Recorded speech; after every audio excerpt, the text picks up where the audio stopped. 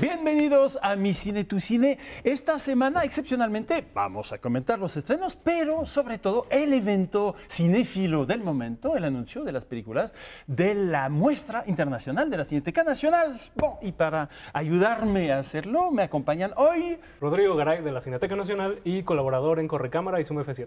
Alonso Díaz de la Vega, soy crítico para El Universal y para el programa Por la Mañana con Ciro Gómez Leiva. Jessica Oliva, editora en jefe de Cine Premier. Hola. También nos acompaña para ilustrar nuestros debates un gran amigo del programa. Hola, Rocha. Hola, Jan. Mucho gusto de estar aquí de nuevo contigo y con este equipazo de críticos jóvenes. Bueno, también escucharemos, obviamente, a Gabriela Gauna darnos noticias de las redes. Hola, Gaby. Hola, Jan, y hola a todos. Les comento que ya somos más de 5,000 usuarios en las redes. Si quieres ser parte de nuestra comunidad, síguenos en @MiCineTuCineTV. Y para acompañarnos, pues una figura esencial del cine mexicano, un cineasta, pero también quizá el mayor promotor del cine mexicano. Talentoso cineasta premiado con numerosos Arieles por La Víspera, Días Difíciles, Morir en el Golfo y Miroslava, el doctor Alejandro Pelayo se ha convertido en un incansable promotor del cine mexicano. El apasionado y culto autor de la serie de referencia Los que hicieron y los que hacen nuestro cine, ha apoyado siempre a los cineastas desde el INBA, el CCC, el CUEC, el IMCINE, que dirigió, o la Cineteca Nacional, que dirige actualmente por segunda vez con gran éxito.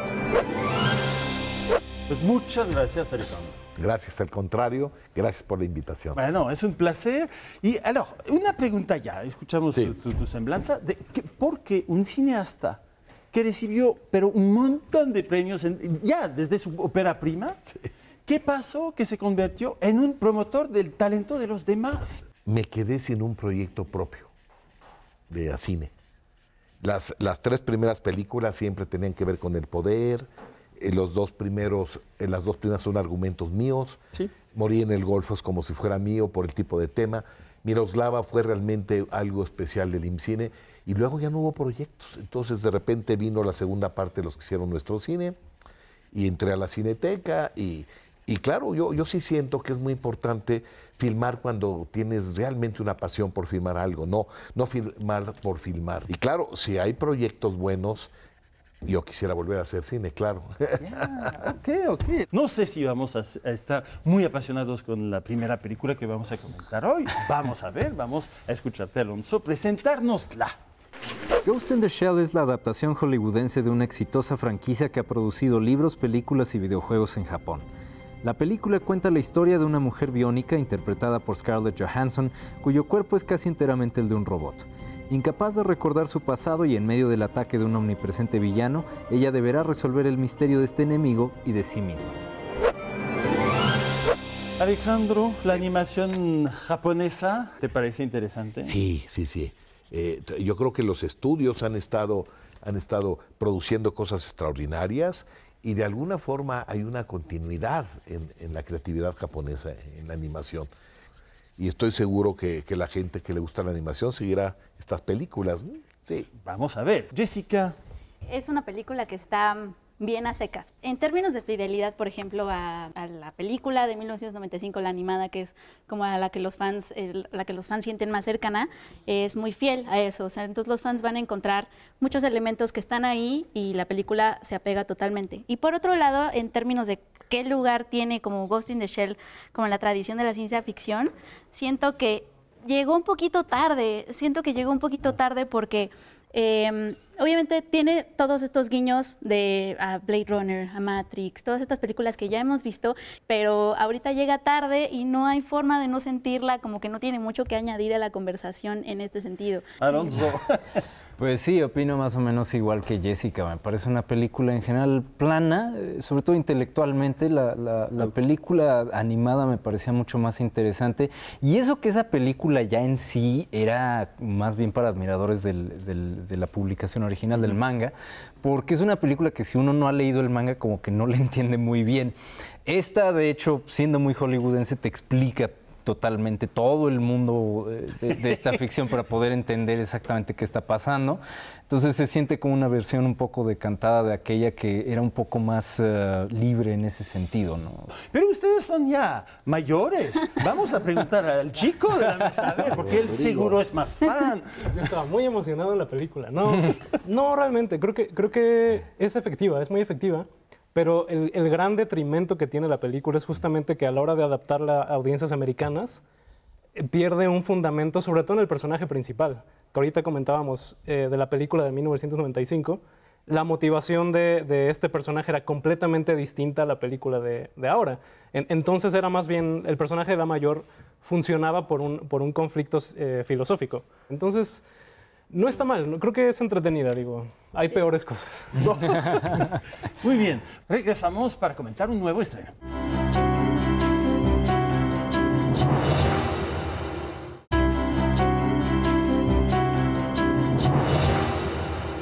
Bienvenidos de regreso a Mi Cine, Tu Cine. Ahora noticias de las redes. Gaby, ¿qué destacas de lo que publicamos en las redes del programa esta semana? Esta semana, Alonso viene con una excelente contribución. Una amplia entrevista escrita del cineasta Clever Mendonça Filho, autor de nuestra película consentida del momento, Aquarius. Nos cuenta, por ejemplo, que sus personajes tienen que ser hermosos, pero a la vez con tanta honestidad como sea posible. Y esa honestidad a veces los hace feos o quizás incluso desagradables o poco atractivos. Y para mí ese es el mejor retrato. Les recomiendo leer esta gran conversación. Felicidades, Alonso. Se acordarán que en el programa pasado nuestra invitada Diana Bracho cuestionó si la directora del documental Los Reyes del Pueblo que no existe, Betsabe García, ficcionó o no una de las escenas de su filme. Si se quedaron con la duda, aquí les va la respuesta de la cineasta que entrevistó Sergio. Entonces sí hicimos puesta en escena a esos niños, sí les dijimos, salgan en la película tocando en medio de la nada, pero yo de hecho yo recuerdo una vez que fui sin cámara, que escuchaba a los niños tocando, ¿no? En medio de la nada, yo decía, ¿de dónde viene ese tambor? ¿De dónde viene ese tambor? Y luego verlos tocar ahí en medio de la plaza fue como un momento mágico que lo utilizamos de hecho para la obra, ¿no? Como epílogo. Aparecen estos niños en distintos momentos de la película. Gracias, Gaby. Pues pasando de un documental mexicano de una cineasta a otro, vamos a comentar ahora Tiempo Suspendido. Y Jessica, te escuchamos antes de entrar en el debate. Tiempo Suspendido es la ópera prima de Natalia Brustein, un documental que cuenta la historia de su propia abuela, Laura Bonaparte, madre de 3 hijos desaparecidos durante la dictadura de Argentina y feroz luchadora contra el olvido histórico. Ahora se enfrenta en la vejez, a la demencia senil y al desprendimiento de su propia memoria. La película surgió como un proyecto de tesis del Centro de Capacitación Cinematográfica.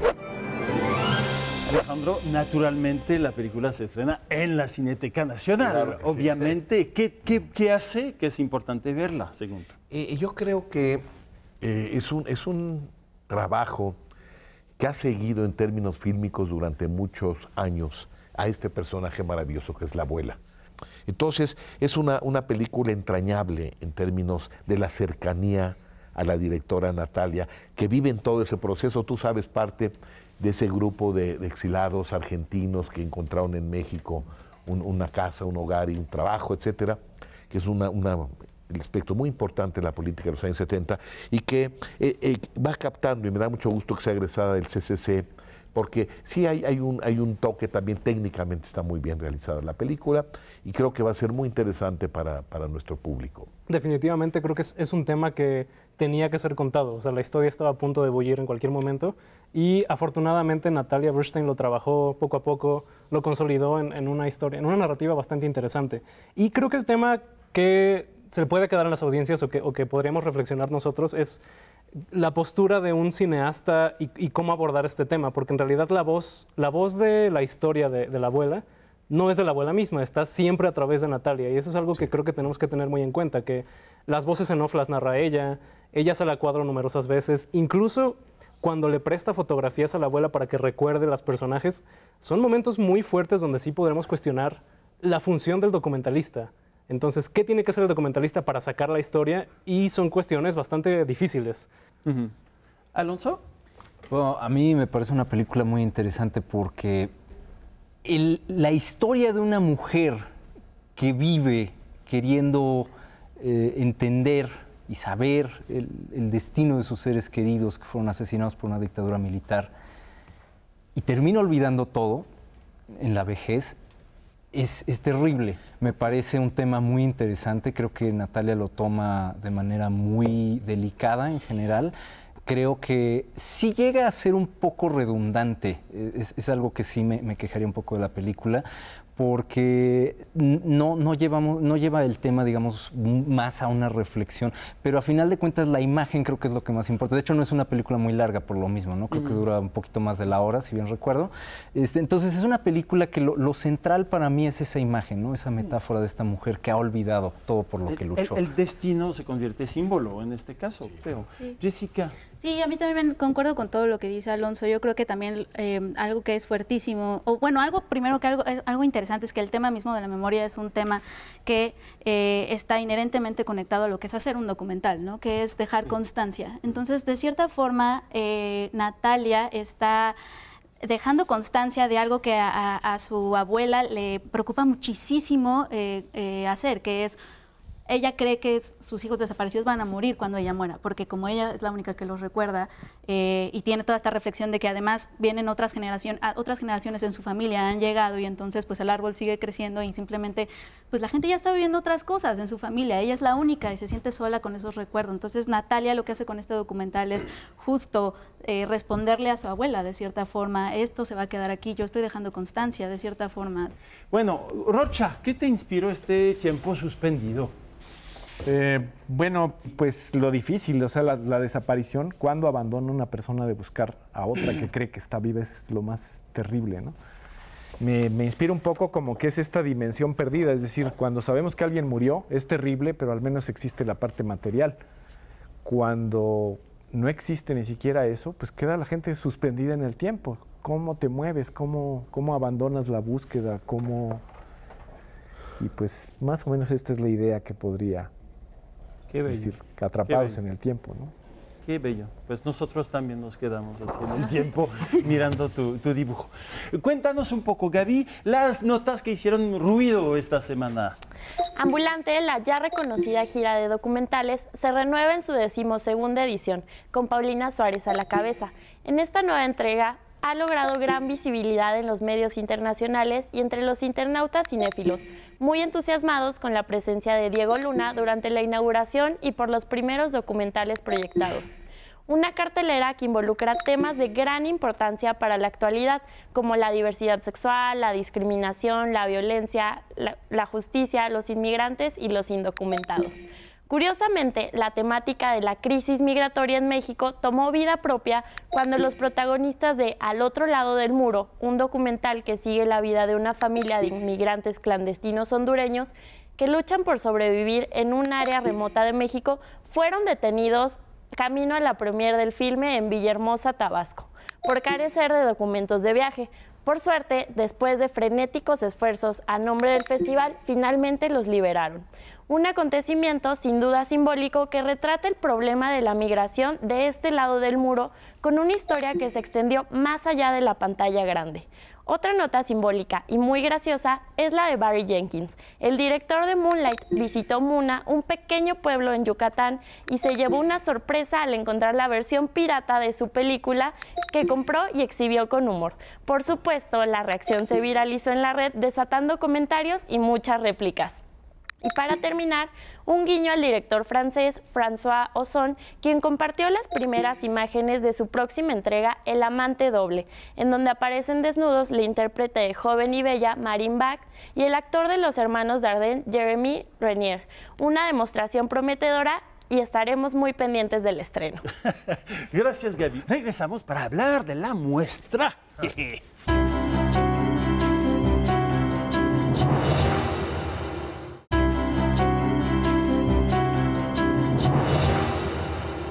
Bienvenidos de regreso a Mi Cine, Tu Cine, y ahora vamos a comentar el evento cinéfilo del momento, obviamente la muestra de la Cineteca Nacional. Vamos a escucharte, Rodrigo, darnos primeros elementos de manera global de la muestra.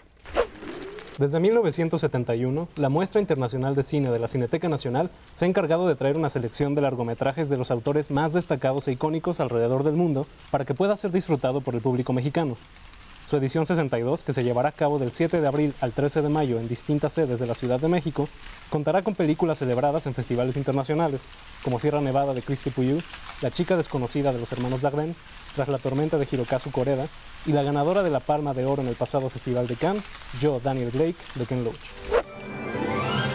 Una primera serie de títulos. Sí, claro. Que dan unas ganas tremendas, son de las mejores del año, claramente. Sí, claro que sí.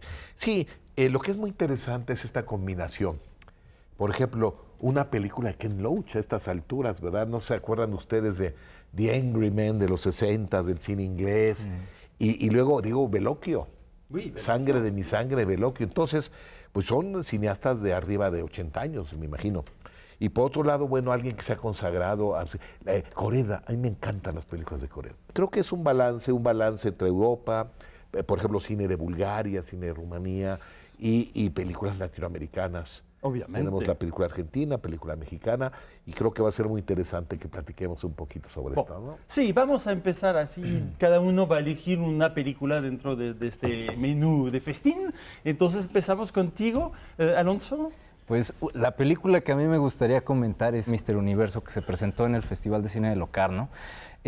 Vamos a ver la historia, de hecho, de uno de los personajes que apareció en La Pibelina, que se llama Tairo Caroli, que es ahora, que ya creció después de varios años, un domador de tigres en el circo. Y entonces él empieza a entrar en una especie de crisis porque no sabe muy bien qué hacer con su vida, dónde está, qué quiere. Y sobre todo lo que le parece muy importante en medio de esta crisis es la superstición, porque desaparece una barra de hierro que había doblado para él un artista circense que era uno de estos hombres fortachones cuando él era niño. Entonces, toda la película se basa en el viaje de este personaje para poder conseguir esa barra de nuevo o para poder encontrar a este hombre que le haga otra. Alors, cambiamos totalmente de tono contigo, Rodrigo. Me gustaría comparar la película de Ken Loach que ganó el Festival de Cannes el año pasado, que se llama Yo, Daniel Blake, con otra película que también tenemos en la muestra que se llama La Lección. Y las quiero comparar porque ambas tienen básicamente la misma estructura narrativa, que es un individuo que se enfrenta a la gran maquinaria de la burocracia y del sistema que lo oprime. La gran diferencia es que el personaje en Ken Loach pues, es un alguien entrañable, como ya mencionamos, y el personaje de La Lección tiene una convicción moral tan fuerte que empieza a rayar en lo enfermizo. Y pues estaría muy bien que chequen las dos en la muestra, ¿no? Compararlas un poco. Son dos grandes películas. Tenemos una película rumana de este extraordinario director, por favor. Coméntenos. Esta que eligió Jessica. Esta es una película también larga, casi dura 3 horas, pero de verdad es una película muy interesante que creo que nadie se debe de perder. Es una película que retrata una cena familiar. Esta familia numerosa se reúne en Bucarest en un departamento, es una historia claustrofóbica. O sea, en su sentido más filosófico es qué es ser individuo y tus propias creencias y tu propia agenda para el día y ser parte de un grupo, en este caso familiar. Y creo que la cereza de todo eso es que es divertidísimo porque tiene muchísimo humor negro. Es muy importante decirlo, porque en todas las películas que mencionaron, quizá La Lección un poco menos, pero las otras tienen esos toques de humor y que con el cine de autor a veces uno piensa, ya, nos vamos a aburrir, pues no. Pero para dar un poco de imágenes a este programa, les elegí una película, no es francesa, es de Suiza, pero un momento más divertido porque es una animación. Y van a ver un ejercicio que hizo el director con la guionista, un falso casting del personaje, y les va a dar así algunos elementos sobre quién es este Calabacín. Bonjour, tu viens t'asseoir ici? On va juste te poser 2 ou 3 petites questions. Ma maman m'a dit que je ne devais jamais parler aux inconnus. Bon, ça te plairait de jouer dans un film? Ah ouais, comme Shrek. Ouais, moi je sais pas péter, je sais te rater. Ah. Tu fais ça bien, dis donc, hein? Bah, tout le monde se fout de ma gueule à l'école, alors... sauf Salah, mais Salah, il rigole toujours pour tout. Toi, par exemple, si on te demandait de jouer à un enfant qui a plus de parents? Ben, depuis que mes parents sont divorcés, ils s'aiment plus, puis ils ont des problèmes comme ça, et puis je sais pas. Des fois, je suis un petit peu triste à l'intérieur. Je peux vous poser une question, monsieur? Ouais, vas-y. C'est vous qui avez choisi le nom de Courgette? Ah non, c'est pas moi, ça c'est dans le livre. C'est sa maman dans le livre, elle appelle son garçon Courgette. Tu vois? Ça te plaît pas, Courgette? Courgette, c'est un peu pourri, Courgette. Ça fait fille. Ah. C'est moi qui ai pris dans le film, je peux changer de nom? Es una mezcla de humor, pero de un tierno lindísimo, pero es cruel al mismo tiempo, es una gran animación.